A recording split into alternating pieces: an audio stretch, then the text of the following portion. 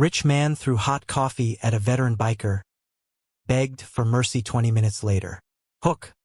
Marcus Webb didn't make $400 million by being patient.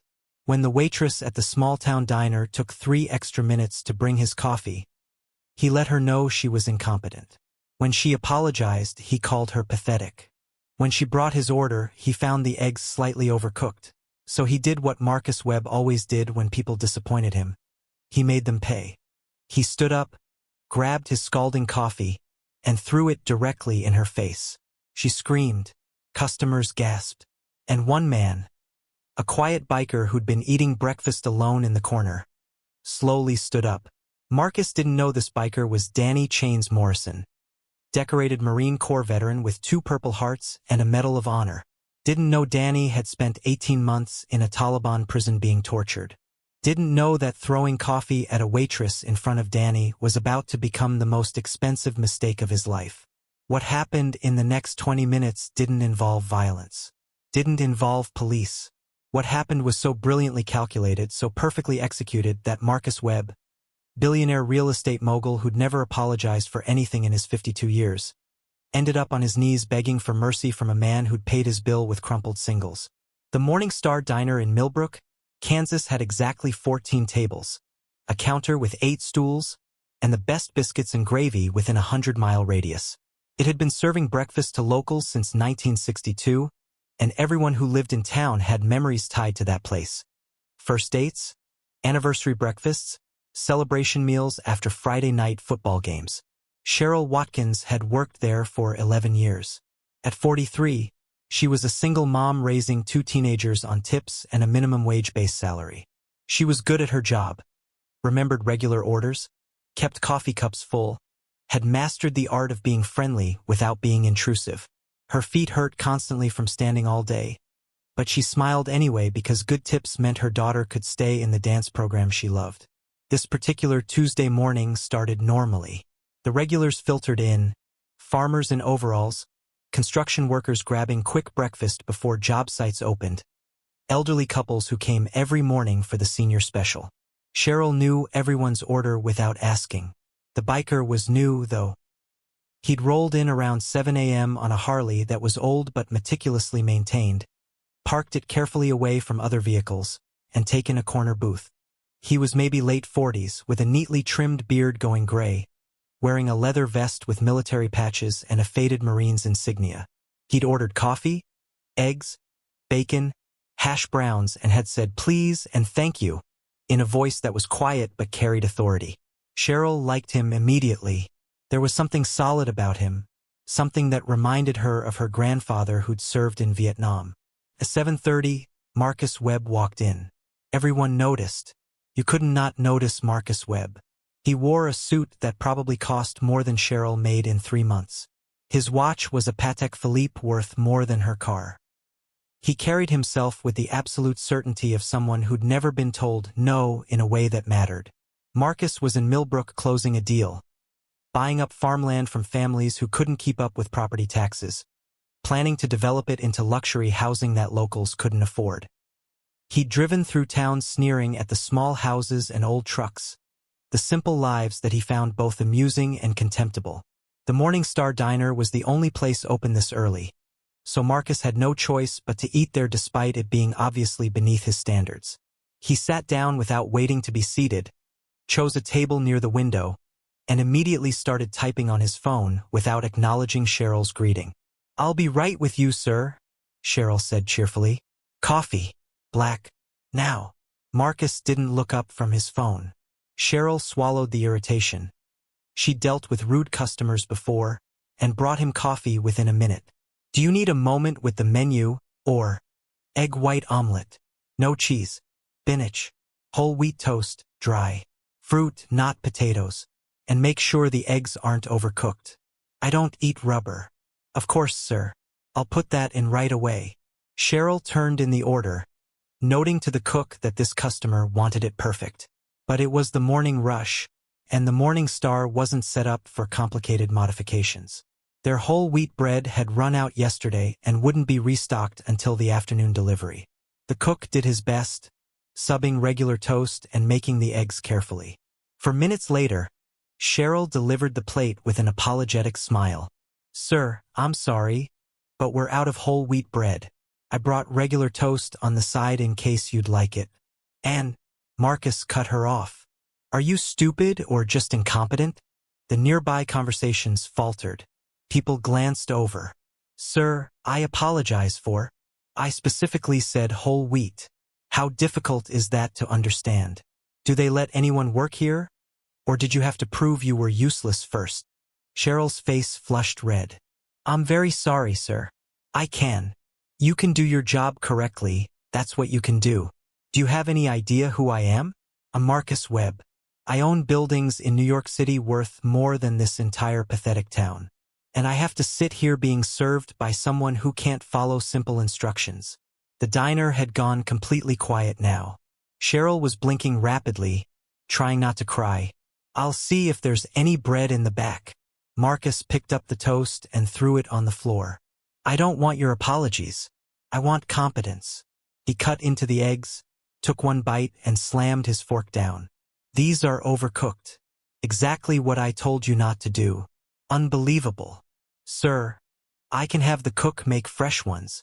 Don't bother. You'd probably screw that up too. Cheryl was shaking now, humiliated in front of customers she'd known for years. I really am sorry, sir. Let me. What happened next occurred in slow motion for everyone watching. Marcus Webb stood up, grabbed his cup of coffee, still nearly full, still steaming hot, and threw it directly into Cheryl's face. Cheryl screamed. The scalding liquid hit her cheeks, her neck, soaked through her uniform. She stumbled backward, hands flying to her face, shock and pain overwhelming her. The diner erupted. Several people jumped up. Someone shouted. Bob Henderson, a local farmer built like a truck, started moving toward Marcus with violence clearly in mind. But before Bob could reach him, another figure was already there. The biker from the corner booth had moved with surprising speed for someone his size. He positioned himself between Marcus and Cheryl, not touching Marcus, not threatening him, just there, a wall of quiet authority. You need to leave, the biker said calmly. His voice wasn't loud, but everyone heard it clearly. Right now. Marcus looked him up and down dismissively. Get out of my way. This doesn't concern you. You just assaulted someone. That concerns me. That incompetent waitress got what she deserved.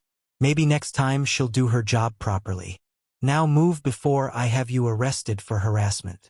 The biker, Danny Morrison, though Marcus didn't know that, didn't move. He reached into his vest pocket slowly, deliberately, and pulled out his phone. You know what I'm going to do? I'm going to record what happens next. Everyone in here is going to be a witness, and you're going to make a choice. I don't have time for this. Marcus pulled out his own phone. I'm calling my lawyer. Go ahead, Danny said calmly.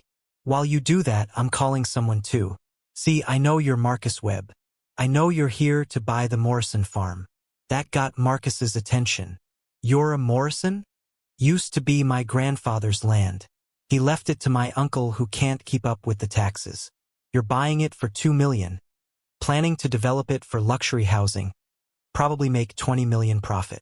Marcus smirked. That's called business. Not my fault your family couldn't make it work. Here's the thing, Danny continued in that same calm voice. I've been out of the country for a while. Didn't know about the sale until yesterday.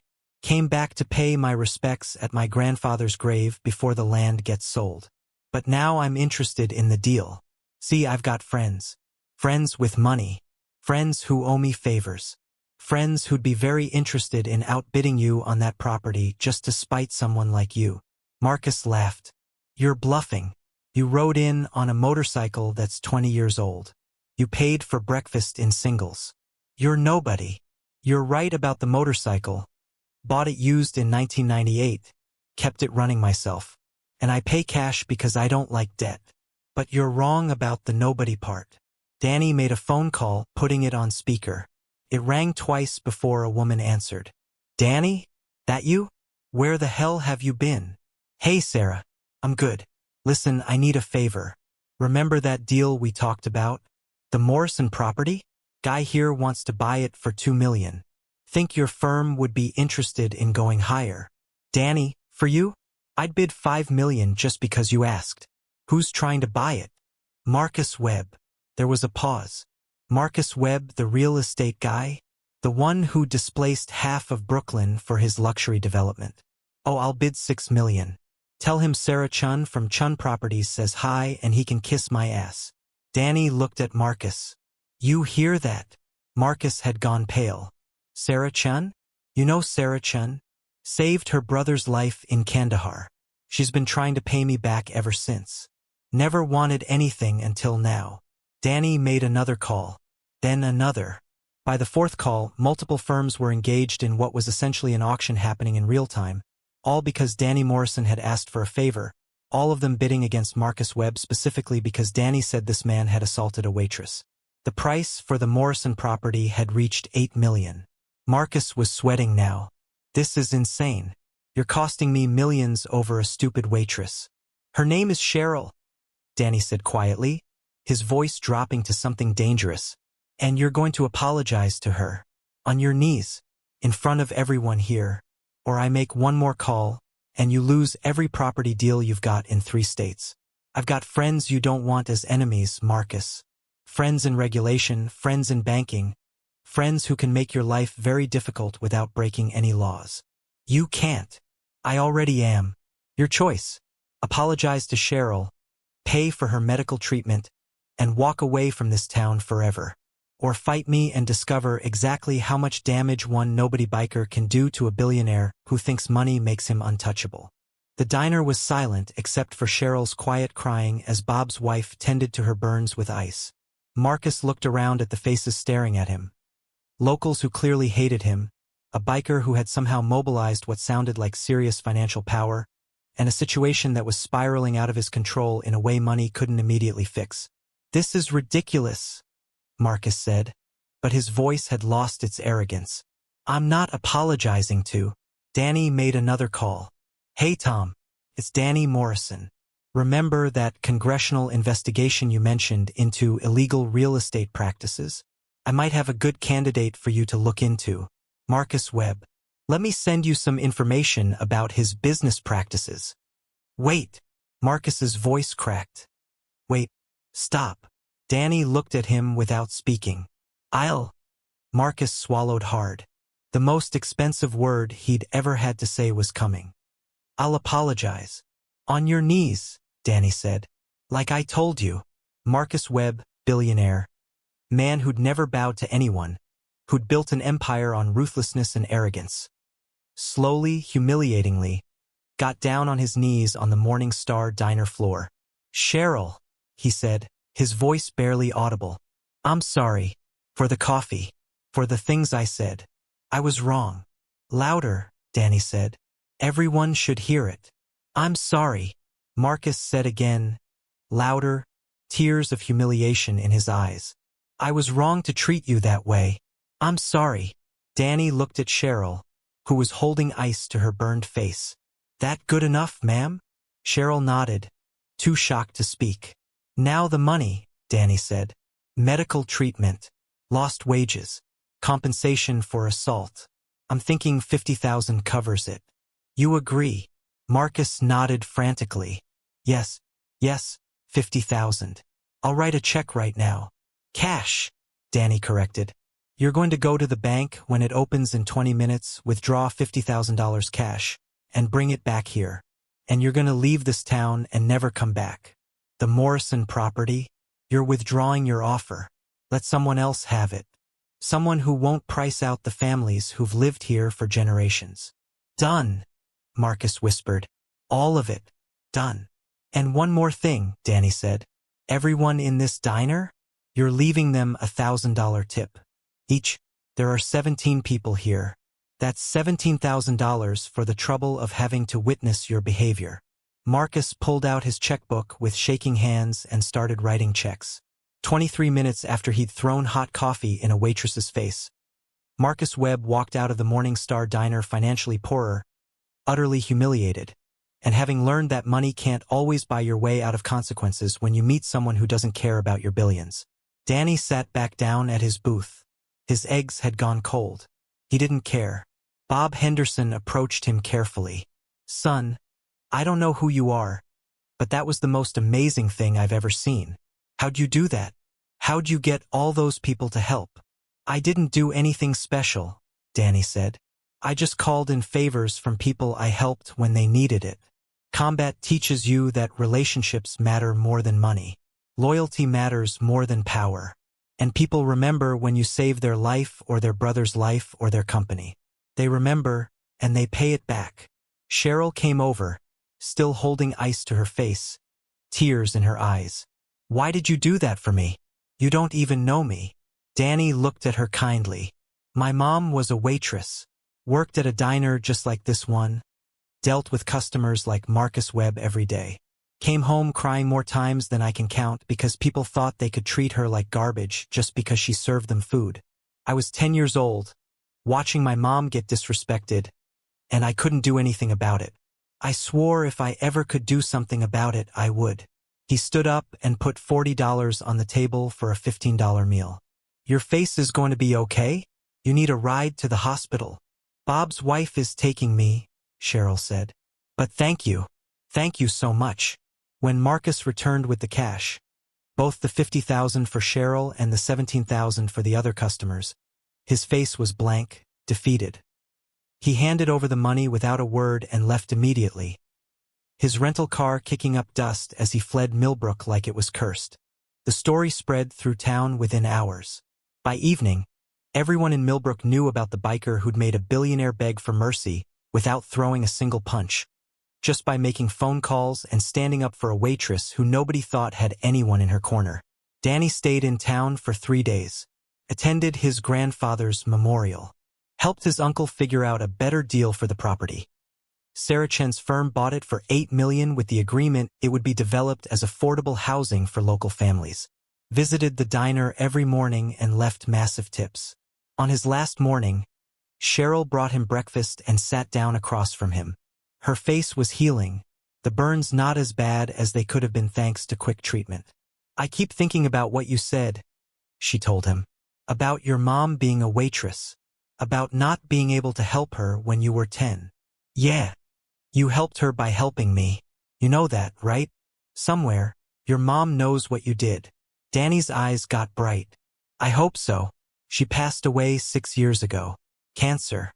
She was the strongest person I ever knew. Worked hard, never complained. Always kind even when people treated her like dirt. Everything good about me came from her. She'd be proud." "I think so too." Danny finished his breakfast, left a $200 tip on a $10 meal, and rode out of Millbrook on his old Harley, heading wherever the road took him.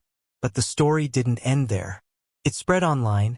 Someone had recorded Marcus's apology on their phone, and while they didn't post it out of respect for his public humiliation being enough, the story itself went viral. News outlets picked it up.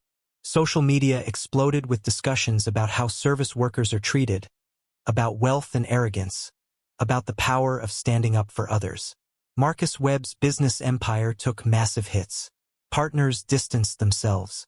Deals fell through. His reputation, built on being ruthless and powerful, became associated with being the guy who threw coffee at a waitress and got humiliated by a biker. Cheryl used the $50,000 to pay off debt, put money in savings for her kids' college, and continued working at the Morning Star. She never forgot the stranger who'd stood up for her when everyone else just watched. And Danny Morrison? He kept writing, kept helping people who needed it, kept honoring his mother's memory by making sure no waitress, no service worker, no person just trying to do their job had to face abuse alone. Because real power isn't about money or status. It's about knowing when to stand up, who to call, and how to make bullies realize that there are still people in the world who won't let them get away with being cruel. Sometimes justice takes years. Sometimes it happens in 20 minutes. But it always eventually comes around. Subscribe to my channel for more incredible tales of justice, courage, and standing up for people who need it. Motorcycle. Share if you've ever worked service industry and dealt with customers like Marcus Webb. And if you wish someone had stood up for you, comment. What would you have done in this situation? Have you ever witnessed someone being abused and stepped in? For everyone in service industry, you deserve respect. Your work matters. You matter. Never let anyone make you feel less than human. Red Heart.